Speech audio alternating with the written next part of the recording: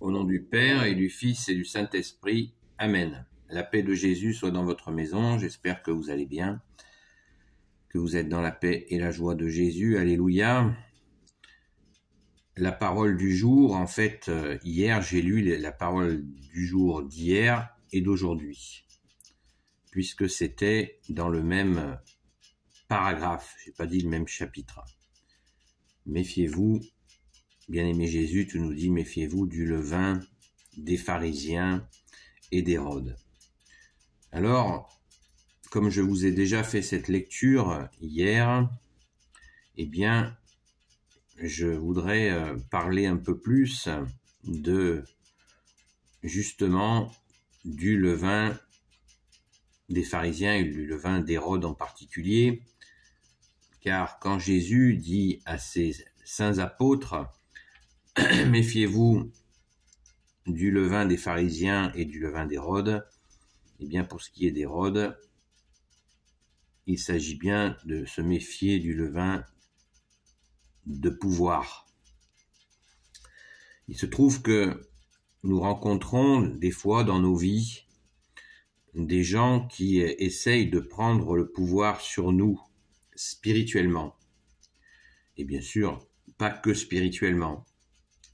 Mais Jésus, bien-aimé, tu nous as prévenus de nous méfier des faux prophètes, des faux maîtres et même des faux Christ. Tu nous as prévenus et comment ça se passe? Eh bien, quand nous rencontrons des personnes qui ont, paraît-il, disent-ils, un ressenti, qu'ils voient des choses, qu'ils ressentent telle et telle chose en nous.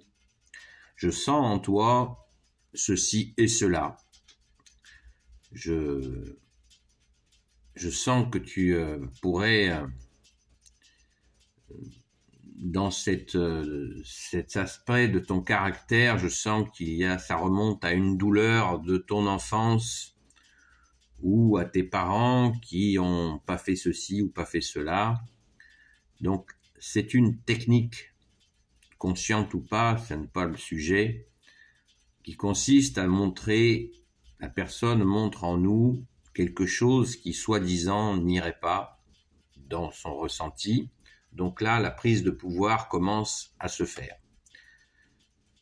Nous remarquons que notre bien-aimé Jésus, notre seul maître, quand nous allons vers lui avec nos misères, nos manquements, nos difficultés, nos péchés, nos erreurs, eh bien Jésus nous accueille et immédiatement il nous rassure.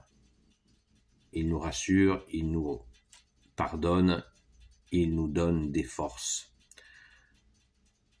Bien sûr, la confession avec un prêtre est là pour cela, pour que Jésus nous accueille avec son serviteur le prêtre.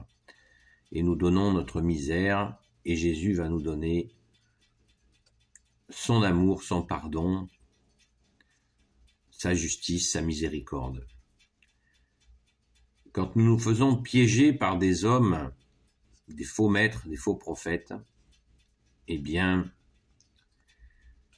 le processus est souvent celui-là, celui que je vous ai décrit, de gratter en nous un apparent défaut, et c'est une façon de nous faire croire que la personne va trouver la solution pour nous guérir.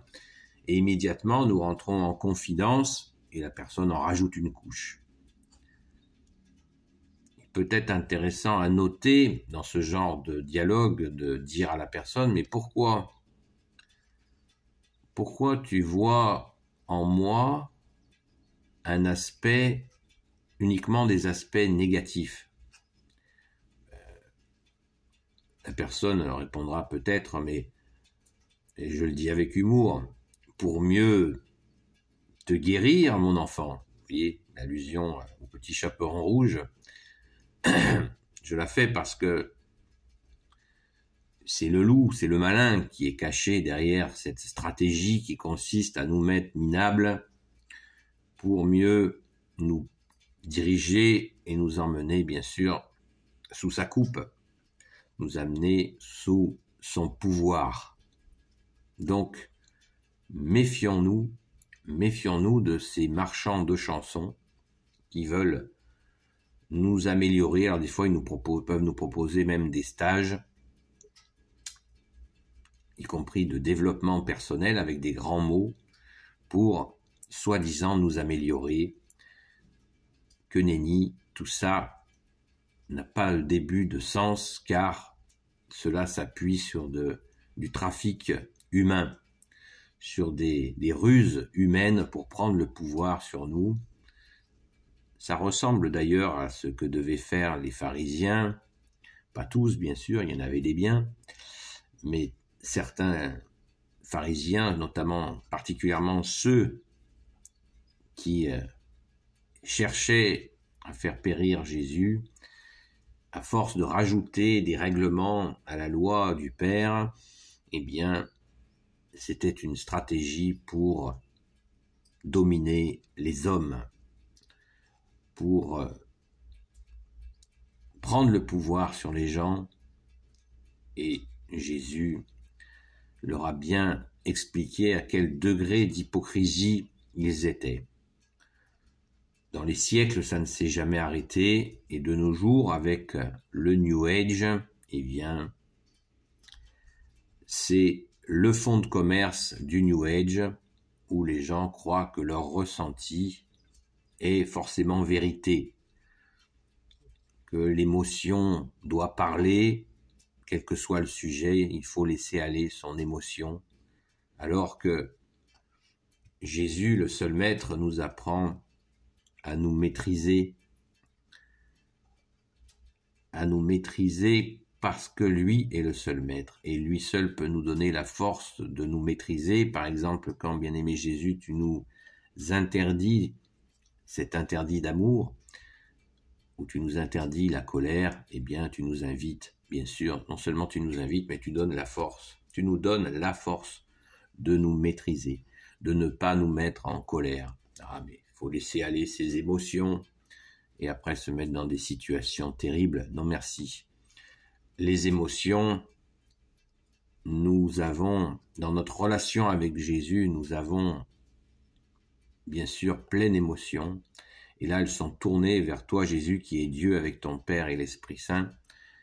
Et nous vivons nos émotions, bien sûr, à notre manière et avec maîtrise, par ta grâce, Jésus.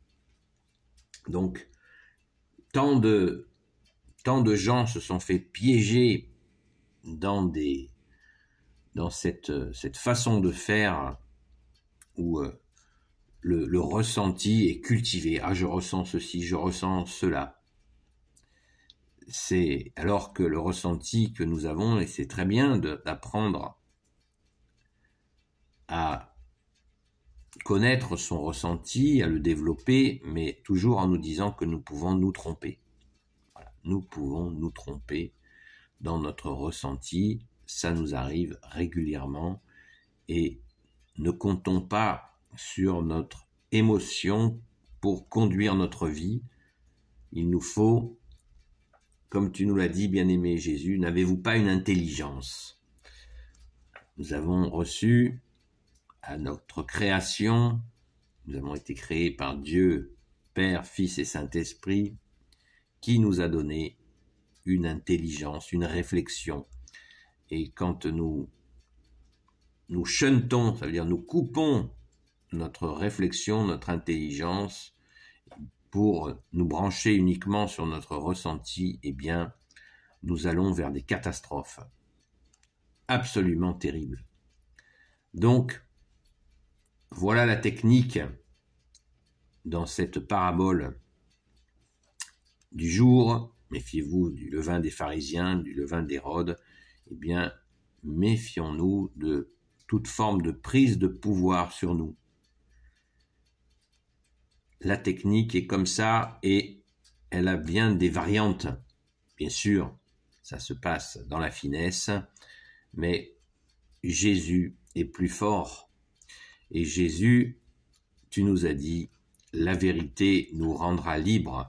Alors que quand quelqu'un prend le pouvoir sur nous, eh bien, c'est pas pour nous rendre libres, c'est pour nous rendre dépendants de lui. Parce qu'après, quand nous avançons avec ce genre de personnes, eh bien, nous allons la consulter pour un oui ou pour un non.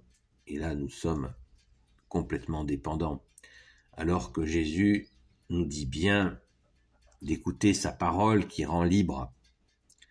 Et c'est toi, Jésus, qui nous donne la liberté par ton pardon de nos fautes. Bien sûr, nous ne sommes plus dans les conséquences de nos fautes quand nous recevons ton pardon et nous pouvons vivre notre vie en ayant bien sûr tiré les enseignements de nos erreurs afin de ne pas les renouveler.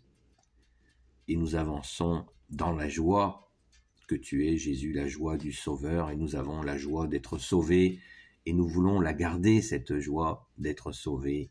Merci Jésus. Alléluia. Béni soit le Père, le Fils et le Saint-Esprit. Amen. Ô Jésus, toi qui peux tout et qui portes tout, toi le Sauveur, toi l'Emmanuel, je te confie toutes celles et ceux qui regarderont cette vidéo, ainsi que leurs proches, selon ta sainte volonté, ô Jésus. Sainte Marie, Reine des cieux, toi l'Immaculée Conception, toi qui écrases le serpent, toi qui as la lune sous tes pas, toi notre Mère, Notre-Dame. Saint Joseph, toi le juste et le saint, toi le sage, toi la terreur des démons, toi le saint gardien de la Sainte Église catholique apostolique. Sainte Marie-Madeleine, notre chère sainte patronne. Et vous, tous les saints et saintes, amis de Jésus, Saint Michel Archange, qui est comme Dieu, Saint Gabriel Archange, Saint Raphaël Archange et tes anges guérisseurs, et vous, tous les anges qui servez Jésus, je vous confie toutes celles et ceux qui regarderont cette vidéo, ainsi que leurs proches, selon ta sainte volonté, ô Jésus. La paix de Jésus soit dans votre maison. Bienvenue aux nouveaux abonnés, et je vous dis à très vite. Gloire à toi, ô Jésus.